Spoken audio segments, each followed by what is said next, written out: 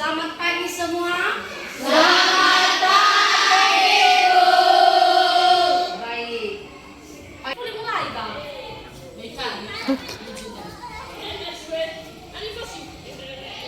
Pagi ini kita akan belajar tentang penjelasan pertumbuhan dan perkembangan makhluk hidup. Pernah kalian dengar itu? Baik, Ibu akan memaparkan sedikit tentang penjelasan pertumbuhan dan makhluk hidup, di mana kita dulu harus tahu apa itu pertumbuhan dan perkembangan. Ada yang tahu di sini? Tidak. Baik. Pertumbuhan dan perkembangan itu adalah dua proses penting yang terjadi pada semua makhluk hidup. Sekali lagi, pertumbuhan dan perkembangan itu adalah dua proses penting yang terjadi pada semua makhluk hidup. Ya. Ada penjelasannya lagi. Penjelasan berikutnya apa? Pertumbuhan.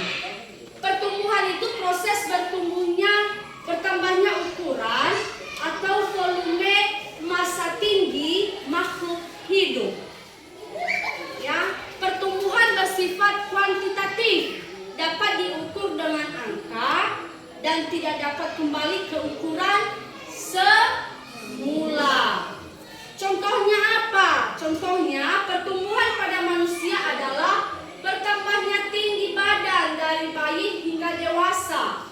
Pada tumbuhan contohnya adalah bertambahnya diameter batang atau pohon. Itu dia. Berikutnya apa? Perkembangan. Proses pematangan fungsi organ atau jaringan makhluk hidup.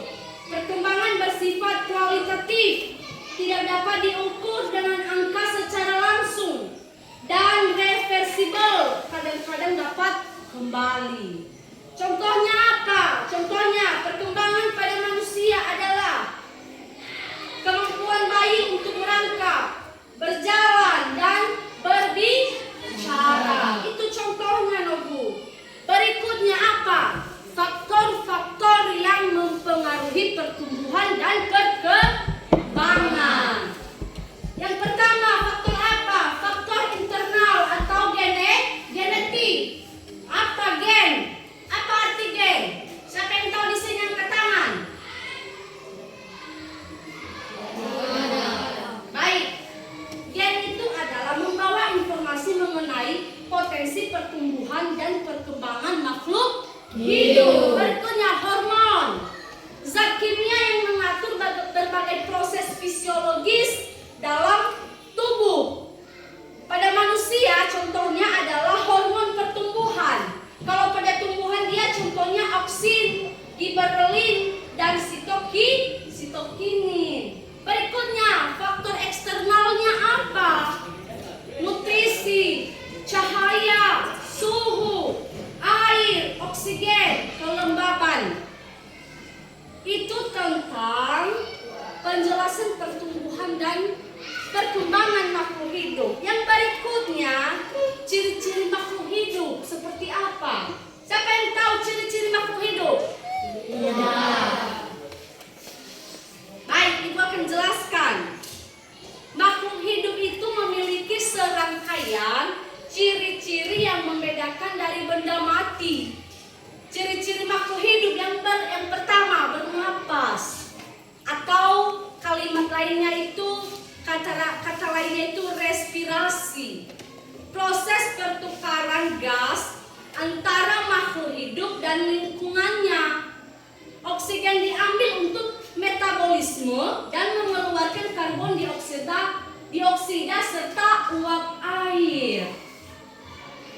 Berikutnya apa? Membutuhkan nutrisi. Supaya apa? Supaya tubuh kita ini sehat. Ya, membutuhkan nutrisi itu makhluk hidup memerlukan asupan nutrisi untuk energi, membangun dan memperbaiki jaringan, mengatur metabolisme dan menjaga